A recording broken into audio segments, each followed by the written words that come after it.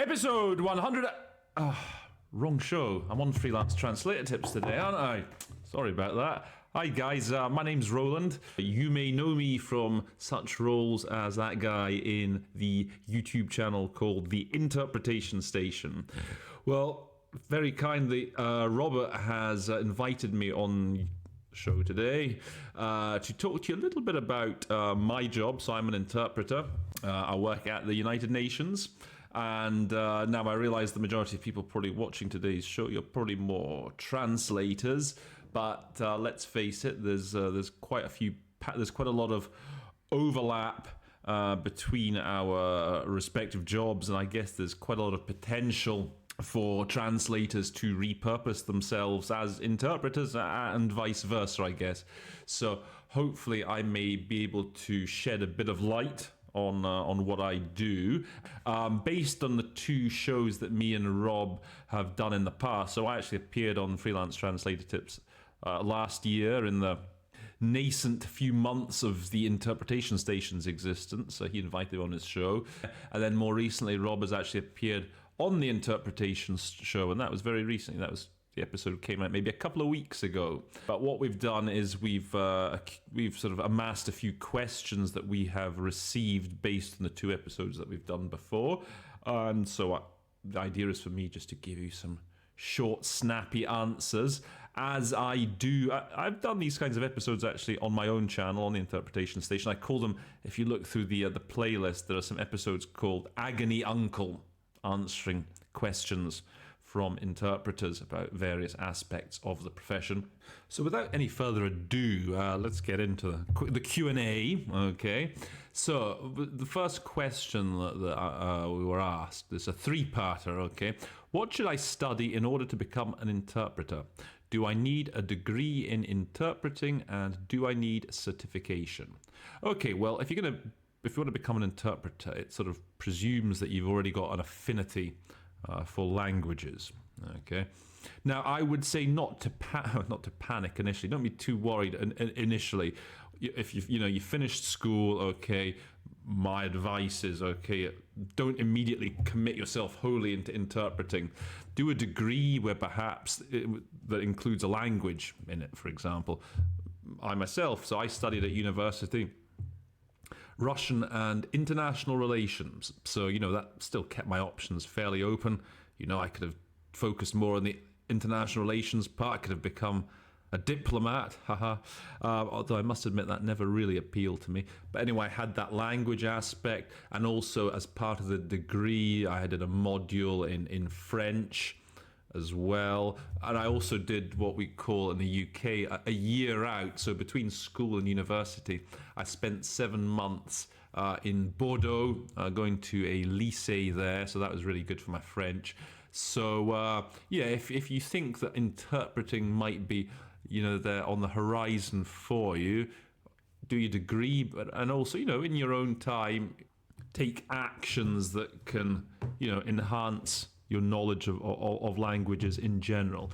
Now, once you've finished your BA, once you've left university, at that point, okay, things are starting to crystallize, presumably, and you're thinking perhaps about doing a master's. Now, that's the point where you may want to decide, okay, I want to do a master's in conference interpreting. Okay, there are plenty of universities that offer that in Europe, in the US, I guess in the Arab world as well.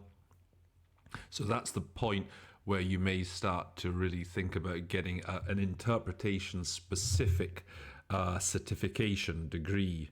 And then to answer that takes me to the last part of that question is, do I need certification? So by and large, yes, you do want to be getting certification. It's the best sort of guarantee you're going to have to get long work in the long term, moving forward, as they say. So in Europe, for example, you've got a lot of good universities, colleges that are actually free. Now, they're harder to get into, but they're free. I know in the US, you've got quite a few colleges as well, although you have to pay to get into those. And I know it's you have to, if you can't immediately get into one of the training colleges or universities, then you just have to work at home, try and use what options are open to you, taking advantage of, do networking, take advantage of, you have many sort of groups, on LinkedIn, on Facebook, I'm sure, practice groups. Do everything you can, take your skills, your interpreting skills up a level, and try and get certification either from a college, a university, or for a government, as a court interpreter, as a community interpreter. Again, I discussed this in a bit more detail in the show I did with Robert a year ago. Now, I know in some countries there is a bit more opportunity for you to break into the market without having certification. Perhaps in the US, there's maybe a bit more latitude for doing that. But if I had to give a generic answer, yes, it would definitely be try and get yourself certification. It is the best, sort of safest, the surest way of getting yourself onto the market and finding work. Now, next question. Do you need to know your language combination ahead of time? Or will you learn that during your degree? I think you want to have a vague idea of what language. Again, once you reach about 18, 19, I think at this point, you need to, and you think you're going to work in languages, you probably want to have by this point a sort of a relatively clear idea of what your language, what languages are best. And maybe you've been brought up bilingually. That's going to give you an automatic head start. If you've been brought up, with, say, French, you got a French mom or whatever, and you speak French at home, you're going to have an affinity, aren't you, for the Romance languages. Again, in my case, my mum is Serbian, so I was brought up bilingually, mainly speaking English, but sort of Serbian passively. But anyway, it gives me an affinity for Slavic languages.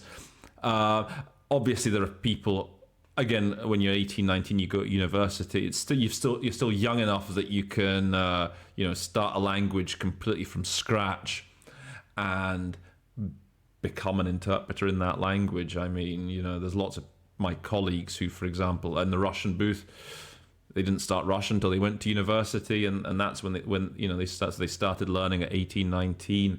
And you can, with the hard work, you can definitely, become professionally proficient in that language in the space of a few years. But I think it's good to have an idea, perhaps before you start, of generally what languages you want to focus on.